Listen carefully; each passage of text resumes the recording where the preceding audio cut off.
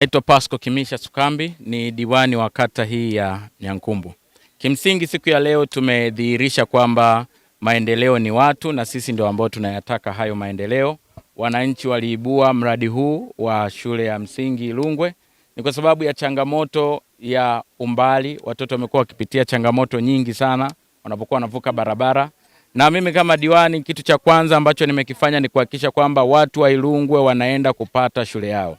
Serikali ya Mama Samia Suluhu Hassan imeweka katika ilani yake swala la ujenzi wa shule, lakini kuhakikisha watoto wetu wanapata shule ambazo ni bora na kupata elimu ambayo ni bora.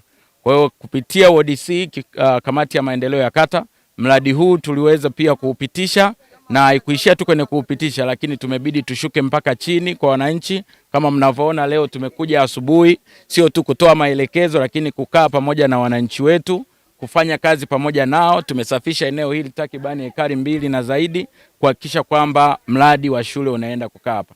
Mimi niseme tu kama diwani wa kata hii ya Nyankumbu, shule hii inaenda kuwepo mahali hapa. Wananchi wa Ilungwe wataenda kupata shule yao, tena shule nzuri ya kisasa ambayo inaendana na wao, watu wa mjini kabisa hapa Ilungwe. Kwa hiyo mimi nihakikishe kwamba swala hili litaenda kukamilika, na mimi kama diwani naenda kulisimamia. Tumelipitisha, tumeliibua, tumelipitisha, lakini zaidi tunaenda kulikamilisha. Hatutoishia tu kusema kwamba tumesafisha. Ndani ya muda mchache tunaenda kukamilisha. Bahati nzuri tunazo tayari trip 10 za mawe. Tunaamini kabisa huko manispaa tunaenda kupambana kuhakikisha kwamba shule hii inaenda kusimama. Lakini wananchi hawa, nitoe rai, tusiishie mahali hapa.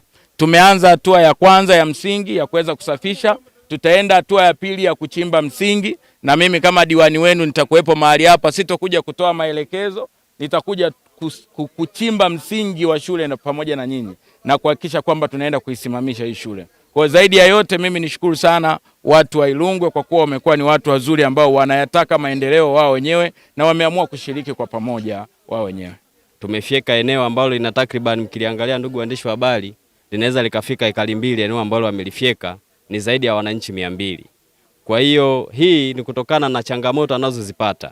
Mtaa unapakana na barabara kuu iendayo Nyang'wale, barabara ambayo ina magari mengi sana. Kwa hiyo kwa wale watoto wa miaka 4, 5 mpaka 6 wanashindwa kupata haki yao ya msingi ya kwenda shule kutoka mtaa wa Ilungwe kwenda mtaa wa Nyamakale kwa ajili ya kupata elimu. Jambo ambalo limepelekea msukumo kwa wananchi hawa kwa ajili ya kuanza mradi huo wa ujenzi wa shule.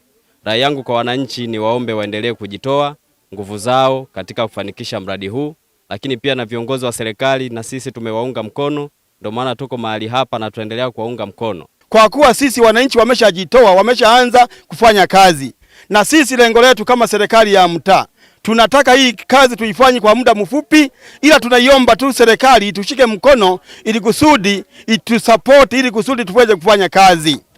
Pia naendelea kumshukuru mheshimiwa diwani. Amefika hapa kwenye muda wa saa 1:30 pamoja na mtendaji wa kata. Tumefanya nao hii kazi kwa pamoja. Hilo ni jambo la kumshukuru Mungu, na wananchi wangu wa Ilungwe wameshukuru sana kwa sapoti ya mheshimiwa diwani na mtendaji wa kata.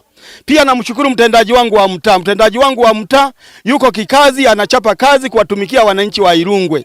Kwa hiyo na sisi wananchi wa Ilungwe tusilale, na sisi tuko pamoja na hii shule yetu. Maana tunapenda sana watoto wetu wasome, lakini kulingana na kwamba mazingira ya shule yako mbali, watoto wetu wanapoelekea mashuleni, wale wadogo wanapata changamoto sana. Raisi, tulelombo twambeleje bana basome bila shida.